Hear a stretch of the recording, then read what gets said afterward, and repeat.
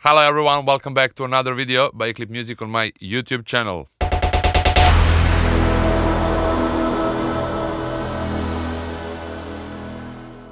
So, before I start and move forward in building the tracks and the thing that I announced in the last video, where I want more to talk and explain about the creative parts and the approach of the single shot sound design and so on, and in order to give you an ideas, and I also look forward to start making my music again.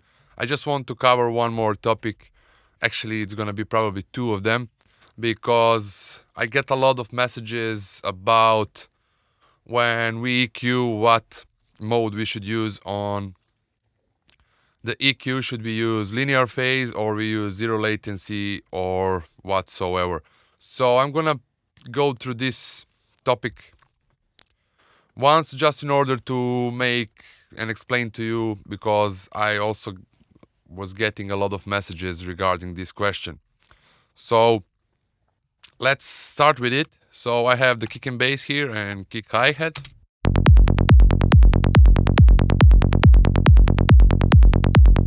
The same one as I did in the last video.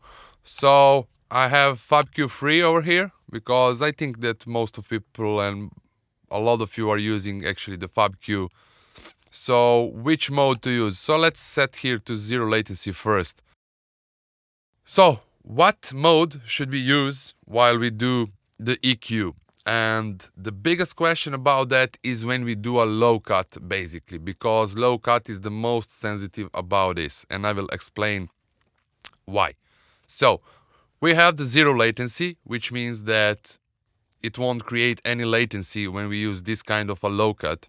So basically when we press space or play in our DAW, it will start straight away. When it's on linear phase, it's taking a little bit of time, because in order to do the low cut without changing the phase, it needs some time to do the pre-process of that. So let's do it like this. So when it comes to the low cut, I do not want to tell you which of those processes you should use, as I'm doing this also selectively. It depends on what I'm doing with it and what do I want to achieve with this.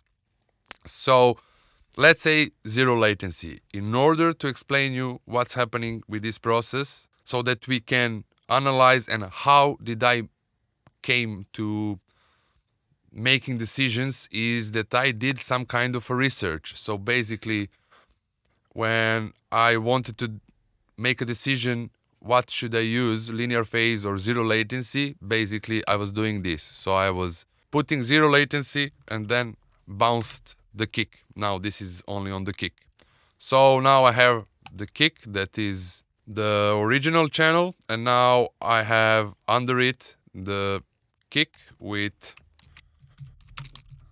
zero latency, 24 dB per octave.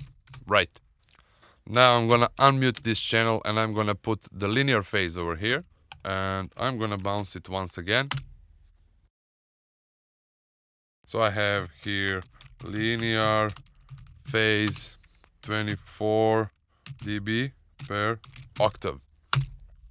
And I will do one more time, but now I'm gonna... Actually, I won't do it right now. So basically, when I was trying to decide which mode to use, I bounced both of them and I zoomed in and I tried to see what is going on over here.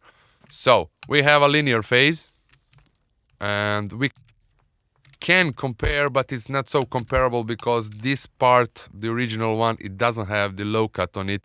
So we cannot expect to have the same shape as the files below it. But if we compare it, the original kick and the one below, we see that the phase are actually matching. They're just a slightly different, but this is because we applied the low cut already there. And if we compare the zero latency, we can see the phase of this zero latency channel on the same setup of the low cut is completely different. Almost on the end of the kick, it almost completely flipped the phase. So we are coming to the conclusion. You need to make a decision basically. If you don't mind that your file actually is changing the phase, then you can do it by zero latency. But if you mind, then you should use a linear phase, and that is all. Now, the bad thing about linear phase is it will cause us a latency, and also people will tell you that it's causing pre-ringing. Pre-ringing usually is some oscillation that will show up just before the sample. And in this case, I cannot see it. I only can see it that it just has something on the end of it, just a slightly over here, something that wasn't there as this file didn't have it, and I made this short over here just because of that. So we have some of the signals. So now I'm gonna solo this, and I'm gonna mute this, and I'm gonna loop it only here, and we're gonna try to hear what is actually causing. Okay, I need to extend a little bit this loop. And we have some of the signal as we can see here, but I cannot hear it. Which will mean if I cannot hear it in the studio with SM9, with all the acoustics, with the really good converters and everything, if I cannot hear it, I really will not care.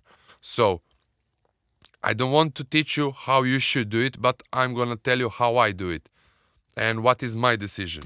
When it comes to the kick and the bass and everything that is really have the big low end, I will always use linear phase as I'm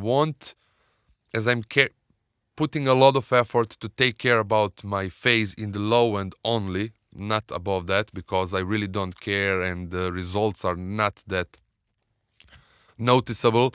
And to fix the phase, you need to put a lot of effort to analyze, to check everything. So my advice is also, if you are low cutting something that is having a lot of low end, a lot of information on 50, 100 and whatsoever, do a linear phase. If it's causing a pre-ringing, if you can see after bouncing that it caused something like this, especially in the kick, you can just chop it and render it without that pre-ringing. So the next thing I want to advise you and how I do it, basically the bigger low cut you use in a way of those, if you use a brick wall, the pre-ringing on linear phase will be louder, that's for sure. So I realized that if I use 6, 12, 18, 24, I won't have much problems. If I use low cut on anything else that is not kicking the bass, something that is really low end, I will use zero latency and I won't care even if it changes the phase, because if you want to phase align everything, it's just not possible. You will need 6 months for each track, and to being creative and to finish all the processes, we also need to be fast.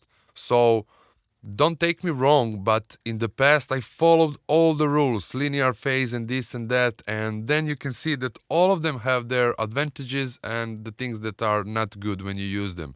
So it is all about your decisions. Like, you just need to understand what is actually happening with which process, and then to decide, will you gonna go with linear phase and the pre-ringing and a bit of latency, or you wanna go with zero latency without any latency, but it will change the phase a lot.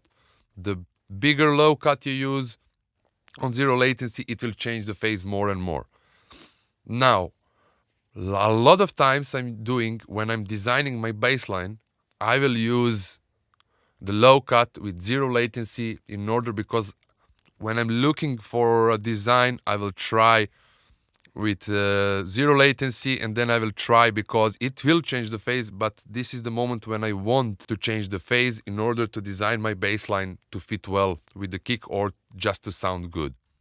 So this is the thing I wanted to make clear and to go through this process, and in order so that you can understand. So everything that comes with the music production and all this technical stuff, it is not like that there are some kind of rules that you need to follow. You just need to understand what is happening there, and it's all about you and your decisions. Do you want to change the phase of the bassline or you don't want? Also, the guy that I respect the most when it comes to the mixing and sound design and the quality of sound is Luca Pretolesi. And this guy, and I saw many good tricks and tips from this guy, and I saw that he's using brick wall on zero latency as well. So he also do not care. You know, like for me, this is against my rules, but you need to create your own rules. You need to go through all the processes to understand what is happening, and it is all about your decisions.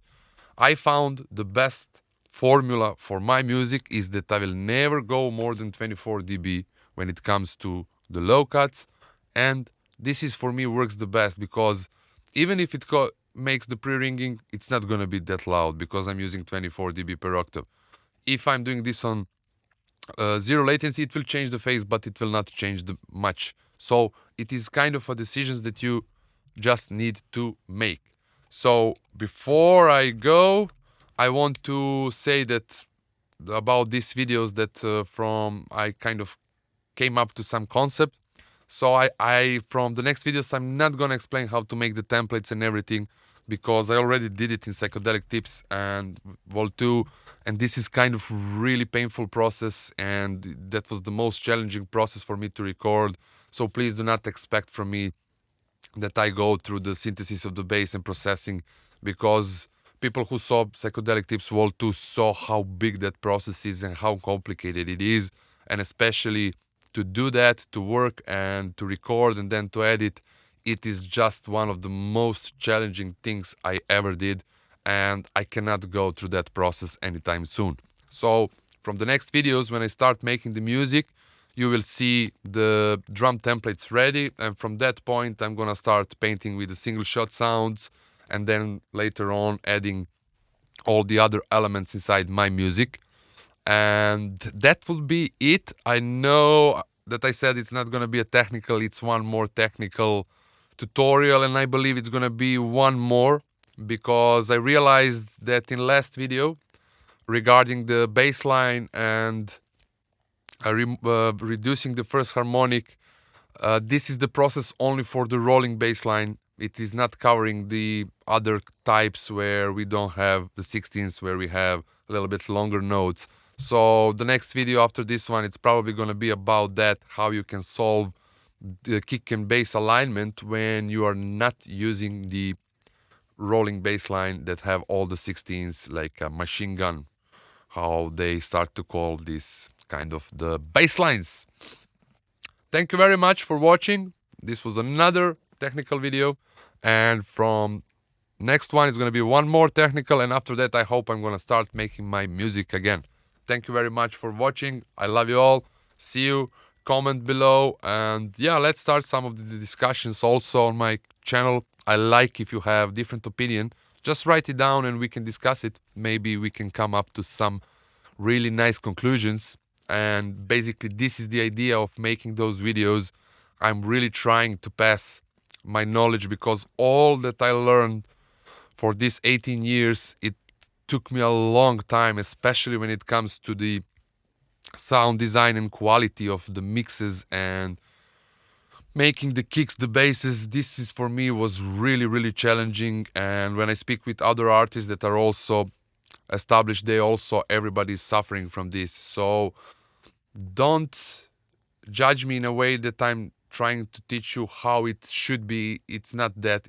I just want to put everything I know up there so I can solve the problems for some young people, as I remember how frustrated I was when I was younger with not being able to make kick and bass right. So my idea is not to tell you how they need to be, is just to pass you my knowledge so you can fix the kick and bass as soon as possible and start being creative and make an amazing music. And then maybe you can use all that I teach you, maybe you can extend it to the next level. And I was looking a bit for a higher purpose of everything I do, making music and everything, but I'm now in the age where I want to do something more.